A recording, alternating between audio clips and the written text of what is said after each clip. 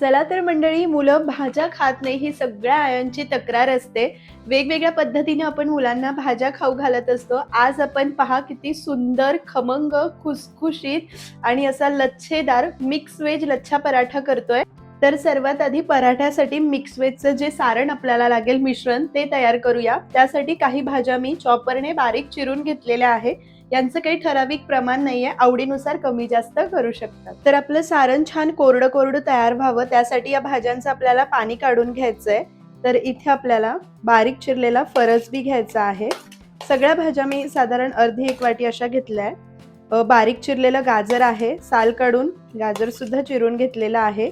हे दोन्ही मी अर्धी अर्धी वाटी घेतलं आणि मोठी वाटी भरून बारीक चिरलेला कोबी. तुम्हाला वाटेल की आता भाज्यांचं पाणी काढून घेणार म्हणजे सगळे महत्त्वाचे गुणधर्म वाया जाणार, तर अजिबात तसं होणार नाहीये. ते पाणी सुद्धा आपण वापरणारच आहोत. एक मोठी वाटी बारीक चिरलेला फ्लॉवर आहे. अजून एक दोन भाज्या आपण यामध्ये घालणार आहोत, पण आपल्याला त्यांचं पाणी काढून घ्यायचं नाहीये. आणि त्याचसोबत एक लहान आकाराची बारीक चिरलेली शिमला मिरची, नको असल्यास स्किप करू शकतात. आणि इथे तुम्ही तुमच्या आवडीनुसार आणखीन काही भाज्या वाढवू सुद्धा शकतात. म्हणजे ब्रोकोली वगैरे तुम्हाला घालायचं असल्यास ते घालता येईल. या भाज्यांमध्ये अर्धा टीस्पून आपण मीठ घालूया, म्हणजे मिठाने भाज्यांना लवकर पाणी सुटण्यास मदत होईल. आता मीठ घालून या सगळ्या भाज्या व्यवस्थित एकजीव करून घेऊया आणि 10 मिनिटं बाजूला ठेवू. म्हणजे मिठामुळे भाज्यांना छान पाणी सुटेल आणि ते पाणी आपण पिळून काढून घेऊ. मग पुढे आपलं सारण ओलसर होणार नाही आणि पुढेही ते ओलसर होऊ नये म्हणून काही टिप्स मी तुम्हाला सांगेलच. एक 10 मिनिटे बाजूला ठेवते. तर इथे एक 10 मिनिटे आपण ह्या भाज्यांना मीठ लावून ठेवलं होतं, यांचं पाणी पिळून काढूया. हाताने सुद्धा काढू शकतात किंवा मी एका स्वच्छ कापडामध्ये हे काढून घेते. असं हे घट्ट पकडायचं आणि याचं पाणी पिळून काढायचं.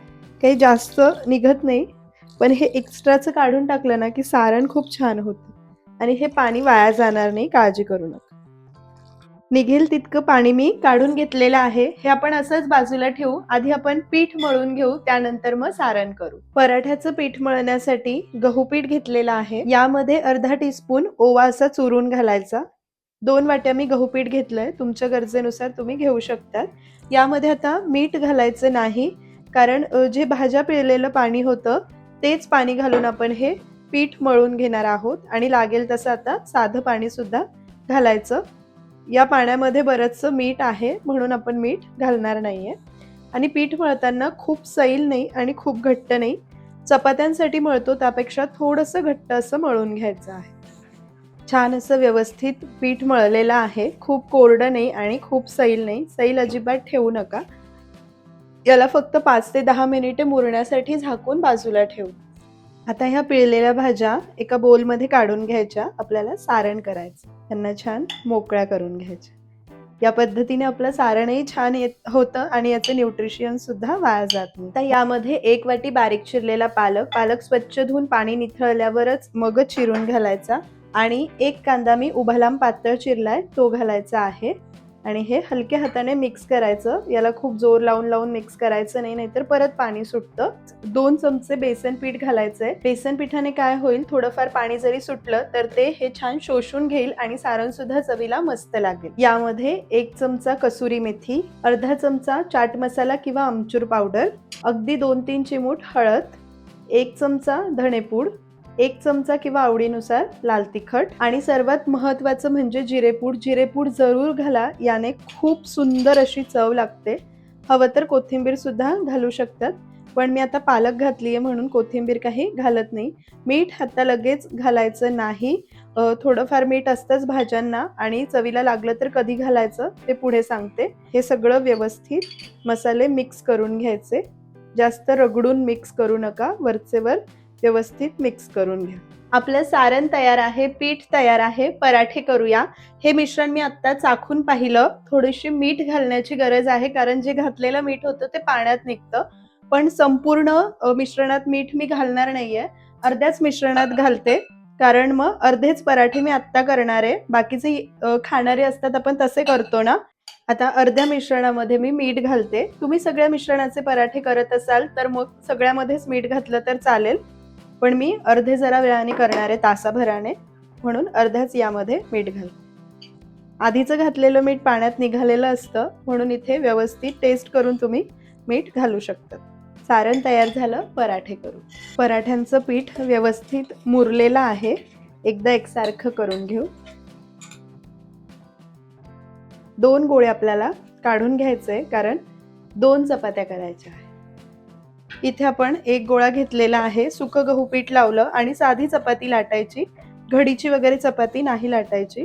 लाटताना लागेल तसं गहू पीठ लावायचं आणि खूप पातळ करायची नाही, मध्यम जाडीची अशी लाटून घ्यायची. 1 चपाती लाटून घेतली. आता मी दुसरी सुद्धा अशीच लाटून घेते. दोन्ही चपात्या मी लाटून घेतलेल्या आहे. लच्छा पराठा करतोय ना, म्हणून आपल्याला या पद्धतीने करायचंय. मी तुम्हाला नंतर सारण भरून सुद्धा हा पराठा करून दाखवते. आता यावर सारण ठेवायचं, असं चांगलं पसरवून ठेवायचं. खूप जास्त नाही आणि खूप कमी नाही. असं छान सारण ठेवलं की दुसरी चपाती यावर आपल्याला अशी ठेवायची आहे. जराशी प्रेस करू म्हणजे व्यवस्थित चिकटली जाईल. आता एखादी सुरी किंवा पिझ्झा कटर घ्यायचे आणि याचे अशा लांब लांब स्ट्रिप कट करायच्या. मी 6 स्ट्रिप याच्या कट करून घेणार आहे, म्हणजे 2 पराठे आपले व्यवस्थित होतील. आता ही स्ट्रिप घ्यायची आणि हिचा असा रोल करायचा. व्यवस्थित घट्ट करा, शक्यतो हवा राहायला नको.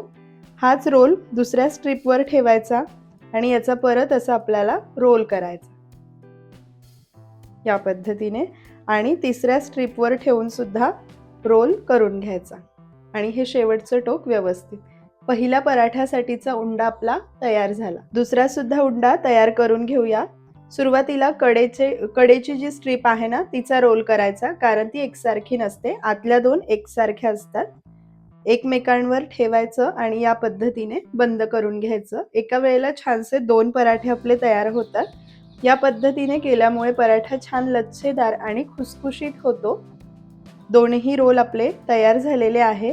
हलक्या हाताने आपण प्रेस करून घेऊ आणि पराठा लाटायला. एक उंडा घ्यायचा, त्याला सुक्या पिठामध्ये थोडासा घोळवायचा आणि पराठा लाटायला घ्यायचा. पराठा लाटताना हलक्या हाताने लाटायचा, म्हणजे याचे लेयर्स छान राहतात.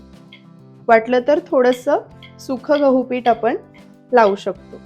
हा पराठा दिसायलाही छान दिसतो. भाज्या छान अशा भाजल्या जातात, त्यामुळे खूप छान खुसखुशीत होतो. खूप जास्त पातळही हा पराठा करायचा नाही, मध्यम जाडच ठेवायचा. छान असा एक पराठा आपला लाटून झालेला आहे. भाजून घेऊया. पराठा भाजण्यासाठी तवा छान गरम केलाय. पहिला पराठा आहे, चिकटू नये म्हणून मी थोडं तूप लावलंय. पराठा घालूया. मध्यम ते मोठ्या आचेवरच पराठा भाजून घ्यायचा. काही सेकंद झाले की दुसऱ्या बाजूनेही छान असा भाजून घेऊ. दुसऱ्या बाजूनेही पराठा छान भाजला जातोय. भाजताना मी तूप लावते. तेल सुद्धा लावू शकतात, पण तूप लावल्याने पराठा छान असा खुसखुशीत होतो. उलटून दुसऱ्या बाजूनेही तूप लावून घेते. आता पराठा जरा मध्यम आचेवर भाजते, म्हणजे छान असा खुसखुशीत होईल.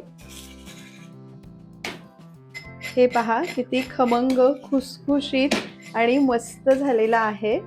दुसरा सुद्धा पराठा तितकाच सुंदर, खमंग आणि खुसखुशीत असा झालेला आहे. सारण भरून पराठा करण्यासाठी एक उंडा घेतलेला आहे. सुकं गव्हाचं पीठ लावायचं आणि याची पारी करून घ्यायची.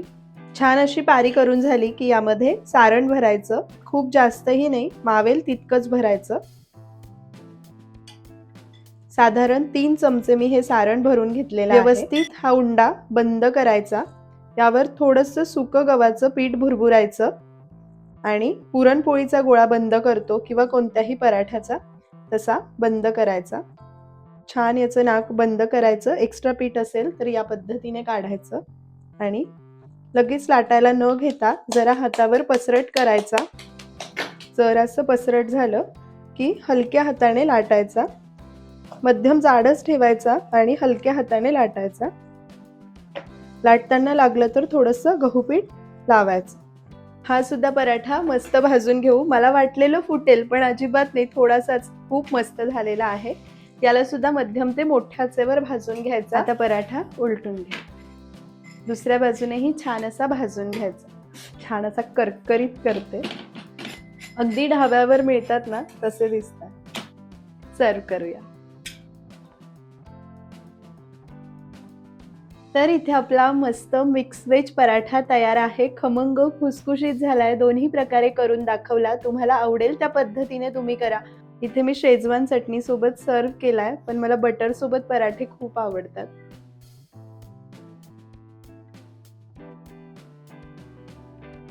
मुलं जरूर आवडीने खातील. आजची रेसिपी तुम्हाला कशी वाटली मला कमेंट करून जरूर कळवा. आजची रेसिपी थोडी जरी आवडली असेल तर लाईक करा. चॅनलवर नवीन असाल तर सबस्क्राईब करा.